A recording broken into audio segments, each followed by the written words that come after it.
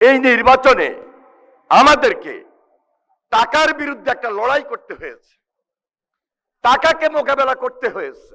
এই দেশে খাল খনন কর্মসূচির মাধ্যমে নতুন জাগরণ সৃষ্টি করে এই বাংলাদেশকে আবারও স্বনির্ভর বাংলাদেশ গড়বেন। আমার দৃঢ় বিশ্বাস আমাদের মাননীয় প্রধানমন্ত্রী জনাব তারেক রহমানও তার কথাগুলা শুনেছে এবং তিনি তার বক্তব্যে এই যশোরকে কিভাবে নতুন ভাবে গড়া যায় সেই লক্ষ্যেই বক্তব্যগুলা রেখে আপনাদের দীর্ঘদিনের যে দাবি সেই দাবির প্রতি সম্মান দিয়েই ওনার বক্তব্যগুলো উনি দিবেন ইনশাল্লাহ। আপনারা নির্বাচনের আগে অনেকেই আমাদের প্রিয় নেতা জনাব তারেক রহমানের বক্তব্য শুনেছেন। তিনি প্রায়ই বলতেন যে আগামী নির্বাচনটা কিন্তু খুব কঠিন হবে এবং সেই নির্বাচনটা একটা অদৃশ্য শক্তির বিরুদ্ধে আপনাদেরকে আমাদেরকে করতে হবে। আমিও নির্বাচন করেছি, আমাদের এখানে যারা উপস্থিত আছেন প্রায় অনেকেই এই নির্বাচনটা করেছে। তবে এই নির্বাচনে আমাদেরকে টাকার বিরুদ্ধে একটা লড়াই করতে হয়েছে, টাকাকে মোকাবেলা করতে হয়েছে। আমি সেদিনও পার্লামেন্টে বলেছিলাম এত টাকা কোত্থেকে আসলো।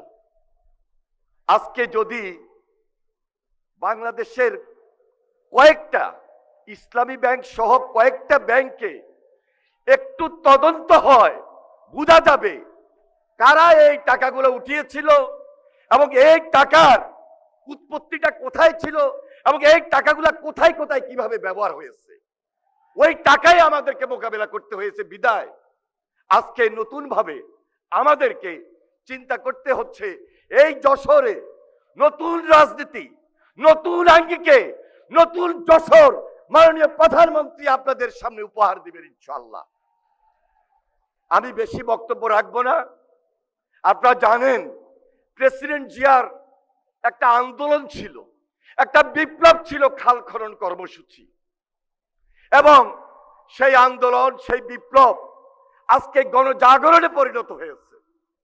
যে অসমাপ্ত কাজ দেশনেত্রী বেগম খালেদা জিয়া রেখে গিয়েছিলেন, যে অসমাপ্ত কাজ আমাদের প্রিয় নেতা আমাদের আদর্শের নেতা শহীদ রাষ্ট্রপতি জিয়া রহমান সম্পূর্ণ করতে পারেন নাই, আজকে তাদেরই যোগ্য সন্তান ওনাদেরই জ্যেষ্ঠ সন্তান প্রেসিডেন্ট জিয়ার পথকে অনুসরণ করছেন, দেশনেত্রী বেগম খালেদা জিয়ার পথকে অনুসরণ করছেন এবং এই দেশে খাল খনন কর্মসূচির মাধ্যমে নতুন জাগরণ সৃষ্টি করে এই বাংলাদেশকে আবারও স্বনির্ভর বাংলাদেশ গড়বেন এই প্রত্যাশা ব্যক্ত করে আমি আমার বক্তব্য শেষ করছি। খোদা হাফেজ। বাংলাদেশ জিন্দাবাদ, জাতীয়তাবাদী দল জিন্দাবাদ, শহীদ অমর হোক, দেশনেত্রী বেগম খালেদা জিয়া জিন্দাবাদ, তারেক রহমান জিন্দাবাদ, দেশনেত্রী বেগম খালেদা জিয়া অমর হোক।